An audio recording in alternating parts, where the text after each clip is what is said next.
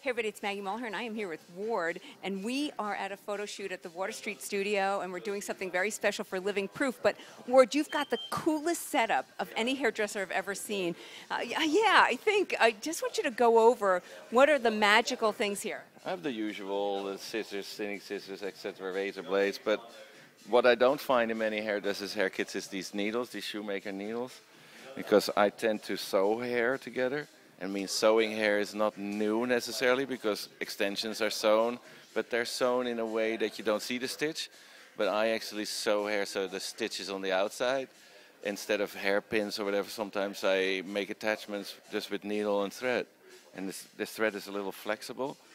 So where would one get this? It has pull, you know, as opposed to a thread that has no stretch, so that you can pull things ever so slightly, and then it has just the right tension. Whilst the thread that has no stretch, you need to pull it really tight, and that destroys the shapes a lot of the time that you're doing. And let's see the needle here, just, you know. It's like an old shoemaker's needle. See, with a flat tip. And look at that, there's the hole there where you thread it. That's cool. See, this is one of the things that I guess years ago I brought to the scene. And then what about these little cups here? These are pretty cool. Cups are great because normally we use sort of tackle boxes from fishermen or whatever to keep all our pins, but since I travel so much, whenever I open my box, all my pins are mixed up, and these are so great from the container store. They screw together and nothing ever mixes up. So since I got this, it's like my life of sorting out pins is over. You know what I mean? So that's like... Okay, and then where'd you get those? Container store. Container store. Okay, and then what about your comb? You said your comb is you use it all the time. Gave me, but it's the material. I don't even know what it is, but it's by far my favorite. I prefer it to any of these. Maybe. And why do you like it? It's just so smooth through the hair. When the hair has oil in it or water or whatever, it just runs right through, and then you get these perfect grooves for an L cover or whatever in the hair. And this is the one I do it with. Okay, and your favorite spray? It's Flex. And tell us why. You were telling us earlier why. So, and where is it? Is it over here? Flex is this spray. It's the 6th hairspray I've actually been collaborating on. So this is the ultimate, I would say. All the experiences from all the other sprays are put, and all the knowledge is put in this one spray. It's a spray that brushes out all the time, that you can do 14 different hairstyles with and reapply. But the special thing about this is that it's, maybe there is one, but I don't know of any other hairspray that you can put on wet hair. So if I had to take a really small kit, for example, then I could just take these 2-3 things, maybe with 2 clips, and then I can almost do any hairstyle, because I can spray this on wet hair, do a set. I can spray it on wet hair, do a blow dry with root lift. And so it's basically from the beginning of starting to do a hairdo to finishing it, I use this. You know, so it took one-stop shop product kind of. That's so great.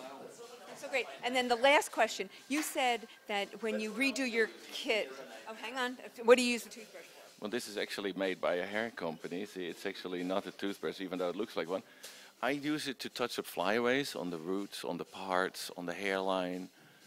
Like sometimes when it's really slick gel work and so on, I use this toothbrush because I can really do small, fine little things with it. Okay, and then the last question, you said that you could have your kit for 5 years, and there's this one thing you figure, I'm never going to use this one thing. You take it out, and then guess what? Yeah, that'll be the day that you're asked to do it. Because, I mean, we often go to photo shoots, and not all photo shoots are the same. Like if you go to a commercial job, it's pretty much always wavy hair, right? So the iron that you have to have is the 3/4 inch iron.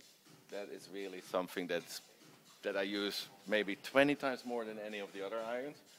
But nevertheless, I make sure I have every size, because often on a photo shoot, the concepts and everything has already been emailed a week before, but then you come to a shoot, and then you try out this concept, and then everybody's like, no, it's not really it.